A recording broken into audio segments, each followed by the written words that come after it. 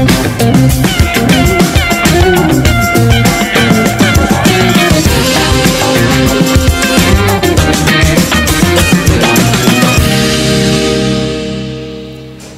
and good evening, I'm Melisa Idris. And I'm Sharaad Kuttan. Welcome to Consider This, the show where we want you to consider and then reconsider what you know of the news of the day. Tonight, we will be speaking to the Vice-Chancellor of Universiti Malaya about how public universities will have to adapt to the changes in the time of COVID-19. That's coming up in about 10 minutes. But first, speaking of universities, Universiti Malaysia Sabah has offered a scholarship to Viviana Mosibin, the 18-year-old student who had posted a video of herself climbing a tree just to get internet connection for her online exams. Now, Viviana's YouTube videos has more than 600,000 views since it was posted about 2 weeks ago.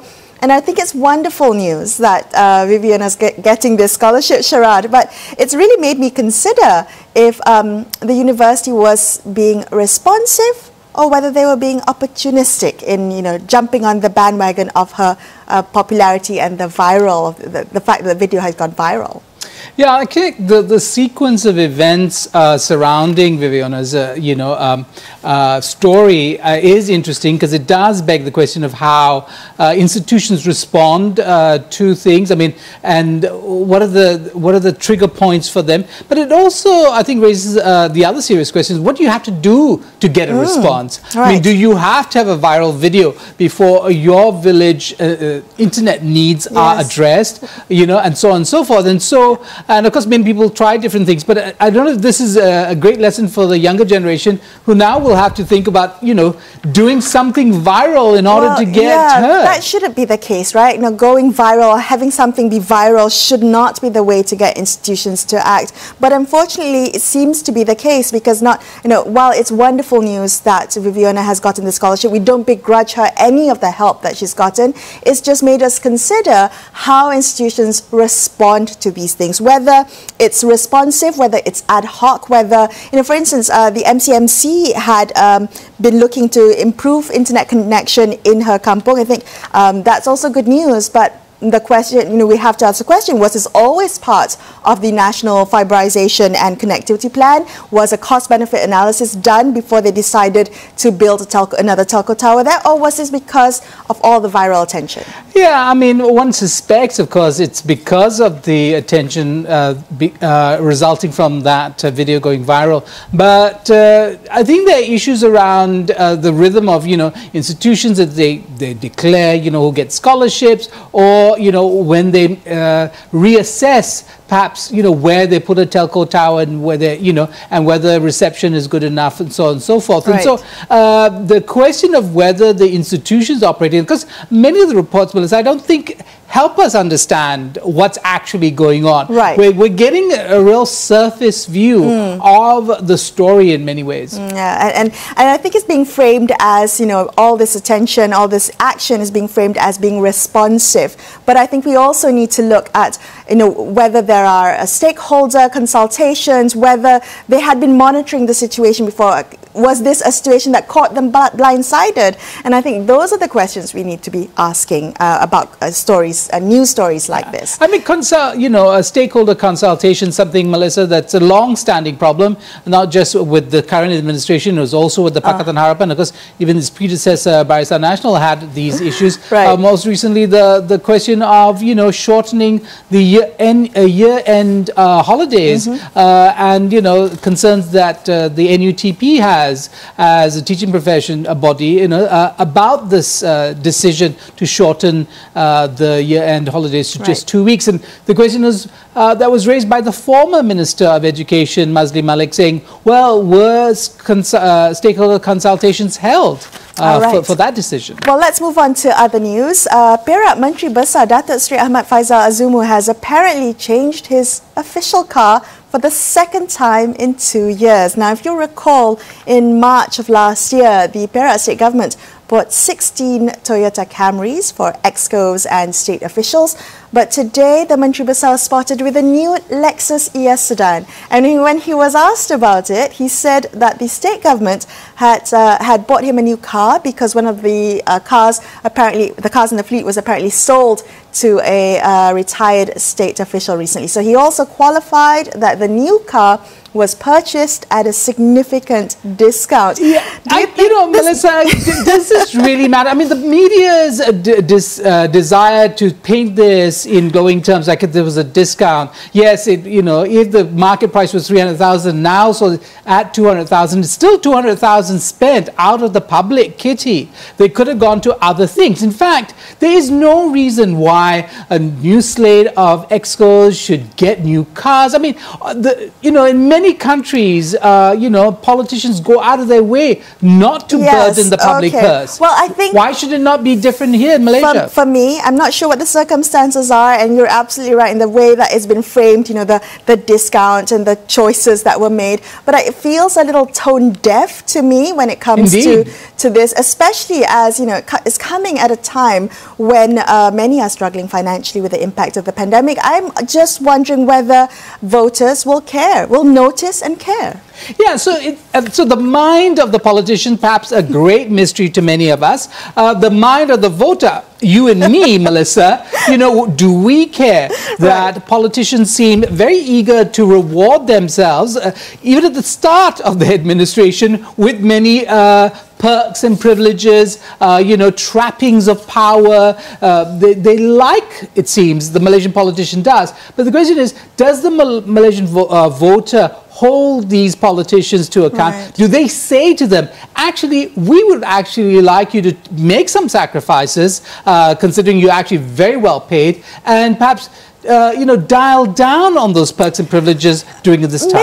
Maybe it's because perhaps, and I'm speaking generally here, that we are a little desensitized to stories like this. Perhaps we look at this and go, well, it's the prerogative of state officials to have an official car, to buy cars as they see fit, or as assets, or facilities that they see fit. And maybe also it may seem a little as aspirational to many people viewing this. The optics could be that, well, he's got a nice car, he's got a nice position, he's got a nice car. Yeah, you're absolutely right. I mean, there might be some perverse cultural, foundations for, in fact, politicians behaving in the way they do. That if they didn't show up in a fancy car, if they didn't flash, all the bling bling and their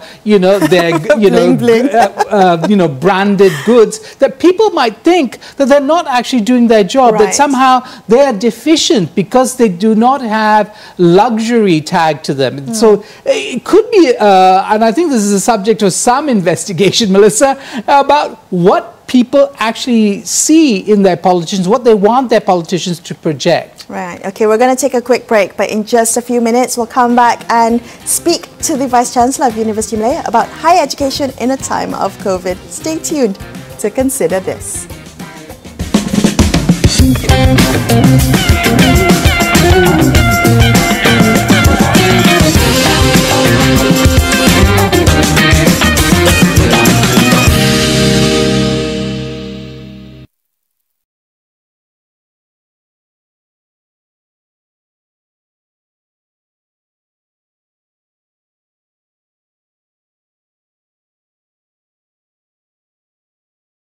Hello. Hi, good evening. Hi, good evening. Can you hear us clearly? Yep. Okay, thank you. Are you there? Thank you again. There's a bit of a delay. Is it okay? Yeah, is it delay or? Oh, delay. Okay, all right. But the connection is good? Okay, it is Skype, right? Okay, all right. There you are. All right. Thank you again for doing this. Melissa has the honor of actually coming from your university. I don't, so. That was many years ago.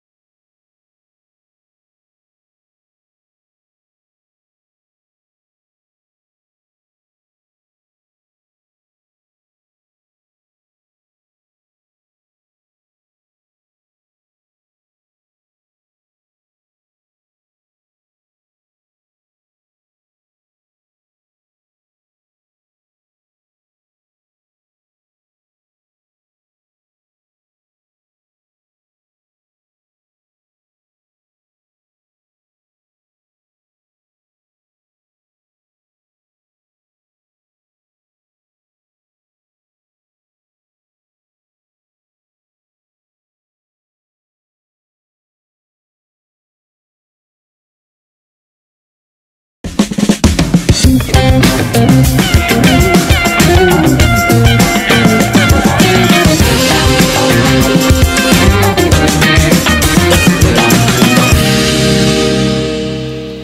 you're watching Consider This. I'm Melisa Idris. With me is Sharaad Kuttan. There is no doubt that the COVID-19 pandemic has disrupted traditional ways of teaching, learning and revenue generation in institutions of higher education. Now, even the strongest and the oldest universities are likely to see transformative changes. Joining us on the line now to discuss these changes, we have Dr. Abdul Rahim Hashim, Vice Chancellor of Universiti Malaya. Good evening, Dr. Rahim. Thank you so much for joining us on the show tonight. Now, how prepared was Universiti Malaya how prepared was UM to deal with the pandemic? Meaning, how much was the curriculum already online ready? Were faculty members equipped to teach online, for instance? Well, for us at Universiti Malaya, the online learning actually started way back in 2016, where we had a program for a week. The students were actually going online, and fortunately or unfortunately, we had also the incident of the haze last year, sometime in September, where we actually managed to have all our programs, our courses, was actually online for about 2 weeks. So we had the ability to conduct remote learning from that particular incident. And when actually the pandemic happened, we were actually quite well prepared in terms of undertaking the online learning itself. Yeah, right. What's interesting, of course, is this a situation where you are diving into the breach, trying to resolve a problem using online learning, but the wisdom seems to now suggest that this might be the default mode for tertiary institutions going forward. Is there a difference using it in an instance of the haze problem to now using it as a kind of the foundation of how teaching is done at universities? Well, the pandemic itself is unprecedented as far as an event is concerned, and I guess the instruction has been that we will be online until the end of this year, which actually is going into the first semester of the coming academic year. We believe that with this so-called online learning or remote learning, it actually will provide us with a platform where we could actually use it to further enhance the learning, the teaching and learning aspects for our students. So it is actually an opportunity for us to really exploit both the face-to-face requirements as well as online learning in a manner where blended learning is further enhanced, and also quite surprisingly, when we actually have conducted it over a few weeks to show that our students actually enjoyed it quite a lot, because it becomes more personalized. Yeah, so the students themselves will actually be able to communicate with the lecturers directly. Okay. And also at the same time, what has happened is that we had a lot of interest in this particular area, and our attendance actually has gone up as compared to face-to-face learning. So I guess for us, the hybrid or the combination of both face-to-face as well as remote learning is something perhaps the way forward in terms of teaching and learning. Okay, so you talk about blended learning being the way forward for universities. What about students of, say, science subjects? Will they still be able to work in labs and workshops and the like? This is actually also an opportunity. Obviously, we will not be able to conduct everything online, especially when you have the science courses. When you have to do wet science, for example, being in the lab, when you have to do projects which requires something that needs to be built. But obviously, to a certain extent, we could actually use virtual reality or augmented reality to a certain extent. But obviously, if you are a dentist, as an example, you still need to somehow or other be able to communicate and interact with patients. The same thing with our medical program. So it is not completely online as such. Further to that, I think the area of developing students in terms of attributes, as an example, developing attributes, developing, enhancing values, as an example, you need to have that socialization aspect to make sure that those sort of attributes or values are further developed and further enhanced with face-to-face interaction. Rahim, what about the question of the experience of universities? And I know a lot of universities market themselves around the experience for students when there's now a marketplace, not just the public universities, the private universities, and then perhaps a lot of Malaysians can go overseas as well. Now, is that dynamic changed, the way in which you market yourself?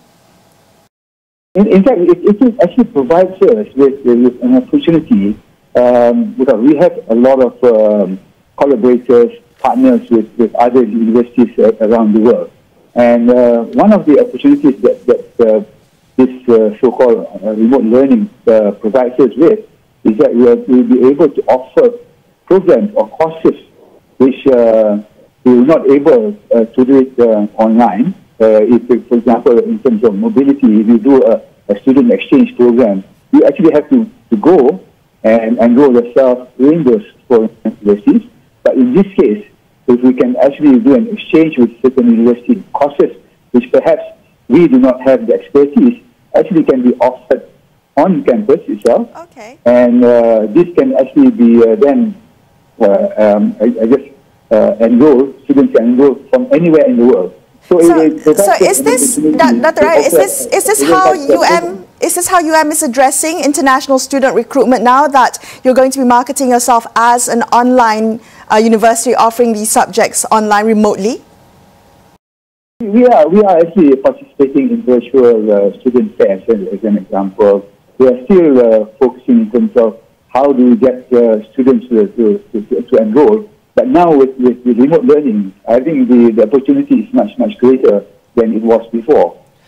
Quick question for you, Rahim. Will students pay for this online? I mean, can you charge the same fees when you offer an online course? I guess in terms of fees, it's still being discussed at the minister's level. So it's something which all the public universities have to come together in terms of what will be impact as far as fees are concerned. Okay, all right, Dr. Rahim, we're going to take a quick break, but we want to have you stay on the line. We're going to continue this conversation about higher education in just a couple of minutes, so make sure you stay tuned to Consider This.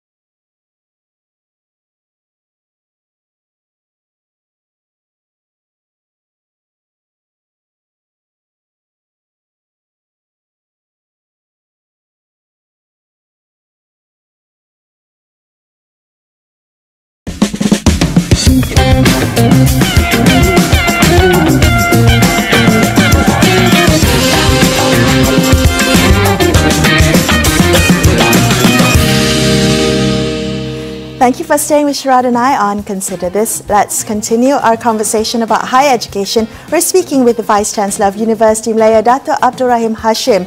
Now, Dr. UM was recently ranked 59th out of the top 1,000 universities in the latest QS University rankings. This is up 11 places from last year. I wonder if you could tell us what accounts for UM's improved performance this year. Well, if you look in terms of the matrix that's actually used for evaluating this particular ranking system, is that you have academic reputation as quite a big chunk of it. Then you have industry reputation, you have citation, and various other aspects as well.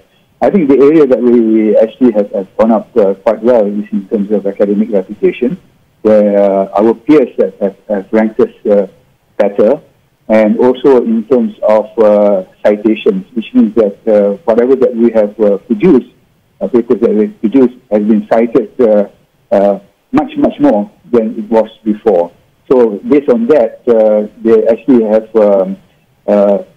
actually increased our percentage points up, and that actually has pushed us that so-called 11 places from 70 to 59. Yeah, well, congratulations to you. I do wonder, this of course is a peer evaluation, but what about your, as it were, your consumers, your customers, the students, their parents? What are they looking at? Are they looking at the ranking? Are they looking at now the safety of the country in which they might be sending their children to? Has the calculus changed for the people who are going to be buying into that degree?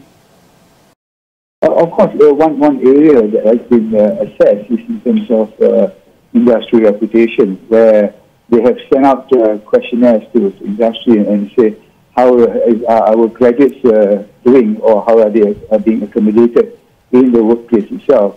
And this as sort of a proxy in terms of how graduate employability is as far as young graduates are concerned. And of course, we are constantly trying to improve the attributes. We talk about attributes of the students themselves, such that the graduates of UN will become a responsible global citizen. So this is an ongoing, I guess, effort by us to make sure that all our graduates are employed in the right jobs that they have been trained in. That's an interesting point to make, because in the last couple of days we have been speaking to economists about youth unemployment, particularly graduate unemployment, and one of the things that they've pointed to is the skills mismatch. I'm wondering what's being done to align what is required by industry and what courses are being offered by universities like Universiti Malaya. I guess going forward, more of courses which actually are a combination of disciplines rather than strict single discipline per se is very, very important. And also subjects that will actually broaden up the person is also crucial. Yeah, because if you have an engineer, as an example, perhaps some courses from the liberal arts should be put on board, so that they have a bigger sort of view, a world view as far as the environment is concerned. And we can actually combine, say, for example, Islamic studies with science, Islamic studies with civil law, and so on and so forth. So those sort of, I guess, courses will be offered much more. But I think an area which has given us an opportunity here is actually micro-credentialing, where specific courses can be offered on a piecemeal basis, and you collect badges so that going forward you can actually get a diploma or a degree as you move forward. But I think more important is that to address the upskilling, reskilling of the industries themselves. Yeah? As you move forward, as technology advances, then you can actually provide those sort of courses to the general public, and also to even to our students overall. From your vantage point, I mean, you lead a premier institution within the industry, within this ecosystem of higher education institutions. A lot of talk about the fact that it's bloated, far too many players, perhaps standards quite low or uneven across that. What do you see happening to higher education in Malaysia generally, beyond, the citadel that Universiti Malaya is? I guess as far as the government is concerned, I think we are trying to make Malaysia into an education hub. So we have 20 public universities and hundreds of, private universities as such. We all, I guess, offer different courses, different aspects of learning. And when we actually do that, so obviously there are some programs which are overlapping. But for a country like ours, we still require specific skills, which is required by the country as we progress. But I think one of the areas that we need to look forward is something which what this country requires in 5 to 10 years from now, and trying to equip the graduates in those particular disciplines such that they are actually relevant in the marketplace when they actually graduate. But so to what extent, Rahim, to what extent is this plan driven by the assumption that you're going to get a lot of foreign students? And how much is the foreign student component, important to this plan? Oh, definitely. I mean, when we look in terms of diversity on campus, we definitely need to have foreign students to come on board. And of course, for the public universities, there is a limit in terms of how many can we take on board. But those students, in terms of not just taking our program, but the mobility aspects of students, where we have students exchange. We have got 2,000 every year coming onto Universiti's campus on the student exchange program. And that provides us a diversity, and in terms of getting our students themselves to mix around with people from other countries as well. So the socialization aspect is further enhanced. And I think this is something which we need to have, rather than sort of a monogamous type of campus population. Right. All right, well, Dr. Rahim, that's all the time we have tonight. I want to thank you for speaking with us on the show and sharing your insights into how UM is dealing with this pandemic. I'm Melisa Idris. And I'm Sharaad Kuttan, signing off for this Thank evening. you so much for watching this episode of Consider This. Good night.